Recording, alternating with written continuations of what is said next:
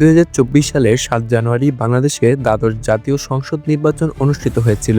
এই নির্বাচনে আওয়ামী লীগের মনোনয়নের জন্য বহু চলচ্চিত্র এবং বিনোদন জগতের তারকা অংশগ্রহণ করেছিলেন। মাহিয়া মাহি, ফেরদৌস, আরশাদ আদনান, সিদ্দিকুর রহমান, দীপজল, রুবেল, শাকিল খান, শমী কায়সার, রোকেয়া প্রাচী, মমতাজ, আসাদুজ্জামান নূর এবং তারানা হালিমের মতো জনপ্রিয় ব্যক্তিত্বরা নৌকা প্রতীকের জন্য মনোনয়নের ফর্ম তুলেছিলেন। বাংলাদেশে দীর্ঘদিন ধরে ক্ষমতায় থাকা আওয়ামী লীগ 2024 সালের নির্বাচনের সময় 15 বছরের রাজনৈতিক শাসনকাল সম্পন্ন করে। এই সময় তাদের সরকারি নীতিমালা এবং প্রশাসনিক কর্মকাণ্ডগুলো ছিল একনায়কতান্ত্রিক অথবা স্বৈরতান্ত্রিক। এ সময় দেশের রাজনৈতিক স্বাধীনতা এবং সংবাদ স্বাধীনতায় বড় ধরনের সীমাবদ্ধতা আরোপ করা হয়েছিল।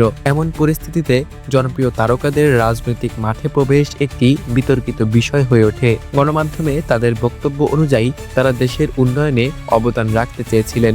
মাহিয়া মাহি চাঁপাইনবাবগঞ্জ 2, ফেরদৌস ঢাকা 17, আরশাদ আদনান পাবনা 5, রুবেল বরিশাল 3, দীপজল ঢাকা 14 থেকে নির্বাচনের জন্য মনোনয়ন ফর্ম সংগ্রহ করেছিলেন। তবে এই আগ্রহকে সমালোচনার চোখে দেখা হয়েছিল, কারণ তারা রাজনৈতিক অভিজ্ঞতা ছাড়াই ক্ষমতার সঙ্গে যুক্ত হওয়ার চেষ্টা করেছিলেন এবং দীর্ঘকালীন বিতর্কিত শাসনকালে ক্ষমতাসীন দলের পক্ষেই দাঁড়ানো একটি নৈতিক প্রশ্নচিহ্ন হিসাবে দেখা হয়েছিল।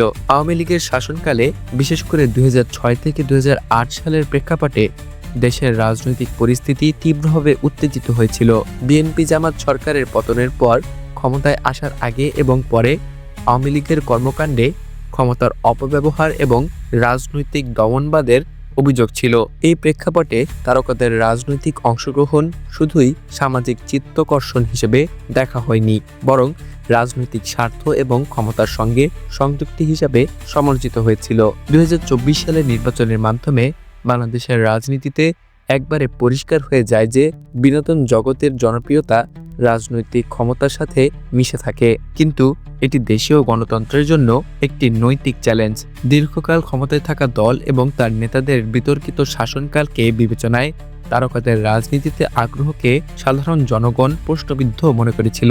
দেশবাসীর কাছে নির্বাচনের উদ্দেশ্য ছিল সৎ, দক্ষতা এবং দায়িত্বশীল নেতৃত্ব, যা শুধুমাত্র জনপ্রিয়তার ভিত্তিতে অর্জন করা সম্ভব নয়।